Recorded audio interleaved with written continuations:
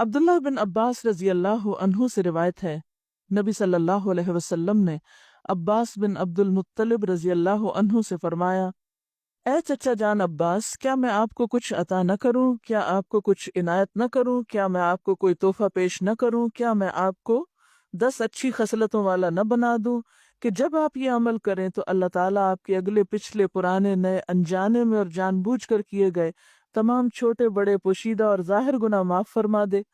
وہ یہ ہے کہ آپ 4 رکعات نفل اس طرح ادا کریں کہ ہر رکعت میں سورۃ فاتحہ اور کوئی دوسری سورت پڑھیں۔ جب آپ اس قرات سے فارغ ہو جائیں تو قیام کی حالت میں ہی یہ کلمات 15 بار پڑھیں، یعنی قرات کر کے سورۃ الفاتحہ پڑھ کے سبحان اللہ والحمد للہ ولا الہ الا اللہ واللہ اکبر۔ پھر آپ رکوع میں جائیں، تسبیحات رکوع سے فارغ ہو کر رکوع میں ہی ان کلمات کو 10 بار دہرائیں، پھر رکوع سے اٹھ جائیں اور سمع اللہ لمن حمدہ وغیرہ سے فارغ ہو کر 10 بار ہی کلمات پڑھیں، پھر سجدے میں جائیں، سجدے کی دعائیں پڑھنے کے بعد یہی کلمات 10 بار پڑھیں، پھر سجدے سے سر اٹھائیں اور جلسہ میں جو دعائیں ہیں وہ پڑھ کے 10 بار انہی کلمات کو دہرائیں، پھر دوسرے سجدے میں چلے جائیں، پہلے سجدے کی طرح 10 بار پھر اس تسبیح کو ادا کریں، پھر سجدے سے سر اٹھائیں اور جلسہ استراحت میں کچھ اور پڑھے بغیر 10 بار اس تسبیح کو دہرائیں۔ ایک رکعت میں کل 75 تسبیحات ہوئی۔ اسی طرح چاروں رکعات میں یہ عمل دہرائیں۔ اگر آپ طاقت رکھتے ہوں تو نماز تسبیح روزانہ ایک بار پڑھیں، اگر آپ ایسا نہ کر سکتے ہوں تو ہر جمعہ ایک بار پڑھیں، یہ نہ کر سکتے ہوں تو ہر مہینے میں ایک بار پڑھیں، یہ بھی نہ کر سکے تو سال میں ایک بار، اگر آپ سال میں بھی ایک بار نہ کر سکتے ہوں تو زندگی میں ایک بار ضرور پڑھیں۔ حافظ ابن حجر رحمۃ اللہ علیہ فرماتے ہیں کہ یہ حدیث کثرت طرق کی بنا پر حسن درجے کی ہے، یعنی نماز تسبیح کی حدیث جو ہے اس کے بہت سے طرق ہیں، یعنی بہت سی چینز ہیں، اس لیے یہ حسن درجے کی ہے۔ شیخ البانی فرماتے ہیں کہ امام حاکم اور حافظ ذہبی نے اس حدیث کی تقویت کی طرف اشارہ کیا ہے اور یہ حق ہے، یعنی البانی کے نزدیک بھی یہ بات درست ہے کیونکہ اس کے بہت سے طرق ہیں۔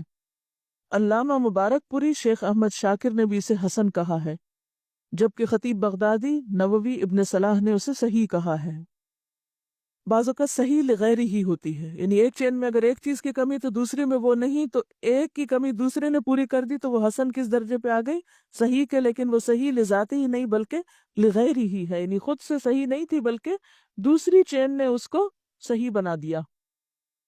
نماز تسبیح میں تسبیحات تشہد میں التحیات سے پہلے پڑھیں، بخلاف دوسرے ارکان کے، ٹھیک ہے؟ باقی تو یہ نا سورۃ فاتحہ وغیرہ پڑھ کے تلاوت کر کے پھر تسبیح پڑھیں، اسی طرح سجدے کی تسبیح پڑھ کے پھر یہ تسبیحات پڑھیں، سمع اللہ لمن حمدہ کہہ کے پھر تسبیحات پڑھیں، سجدے کی تسبیح پڑھ کے پھر یہ تسبیحات پڑھیں، اسی طرح دوسرے سجدے سے اٹھ کے پڑھ کے پھر اٹھیں۔ لیکن تشہد میں آپ کیسے پڑھیں؟ تشہد سے پہلے، بخلاف دوسرے ارکان کے۔ نماز تسبیح کے بعد پڑھی جانے والی دعا کی سند سخت ضعیف ہے، معلوم نہیں وہ کون سی دعا ہے، میرے علم میں تو نہیں، بہرحال جو بھی لوگ کو خاص دعا پڑھتے ہیں وہ ضعیف ہے۔ اس کے راوی عبد القدوس بن حبیب کو حافظ ہیثمی نے متروک اور عبداللہ بن مبارک نے کذاب کہا ہے۔ یاد رہے کہ اس حدیث شریف میں نماز تسبیح کو باجماعت ادا کرنے کا ذکر نہیں ہے، صرف انفرادی عمل کے طور پر نبی صلی اللہ علیہ وسلم نے اپنے چچا جان کو اس کی ترغیب دی ہے، لہذا جو مسلمان نماز تسبیح ادا کرنا چاہے اسے چاہیے کہ پہلے نماز تسبیح کا طریقہ سیکھے، پھر اسے تنہائی میں اکیلا پڑھے۔ یہ رویہ بھی انتہائی مہلک ہے کہ بندہ فرض نمازوں پہ تو توجہ نہ دے مگر نماز تسبیح ادا کرنے کے لیے ہمہ وقت بے تاب رہے۔ لہذا فرض نمازوں کے تارک کو پہلے سچی توبہ کرنی چاہیے، پھر وہ نماز تسبیح پڑھے تو اسے یقیناً فائدہ ہوگا، کیونکہ فرض قضا کر کے نفل پڑھنے میں فائدہ نہیں ہوتا۔ نفل اس وقت فائدہ مند ہوتے ہیں جب آپ فرض بھی پڑھ رہے ہو، تو بہت سے لوگ فرض تو پڑھتے نہیں اور کبھی کبھی صلاۃ التسبیح پڑھ کے سمجھتے ہیں کہ سارے فرض ان کے ادا ہو گئے، جبکہ ایسا نہیں، فرض اپنی جگہ فرض ہے۔